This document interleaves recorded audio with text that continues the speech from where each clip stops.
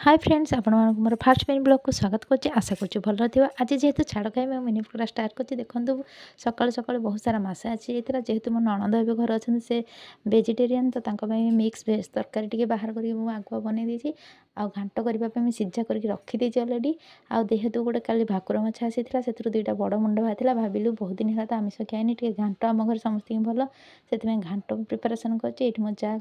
झाड़ू लगाउछन्ति जेहेतु टिके मुग फुग एबे आसुछि तो चारिया टिके अपरिष्कार हो जाउछि सेति से झाड़ू लगाउछन्ति आ एठी मो घांटर प्रस्तुत करछन्ति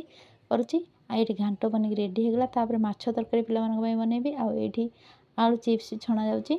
खाली आलू छणा जाउछि आ किछि भी ना एठी माछ तरकारी पाखा पाखी हे आसिलानी आ एठी खाइबा पई टाइम हो गला जेहेतु किछि भेज रे हेनी सेति पई टिके कमला लेंबू पाग आ माछ भजा माछ घांट आ ता सहित माछर लाल लाल झोल तरकारी जदि भल लागिछि प्लीज लाइक शेयर सब्सक्राइब कर देबे।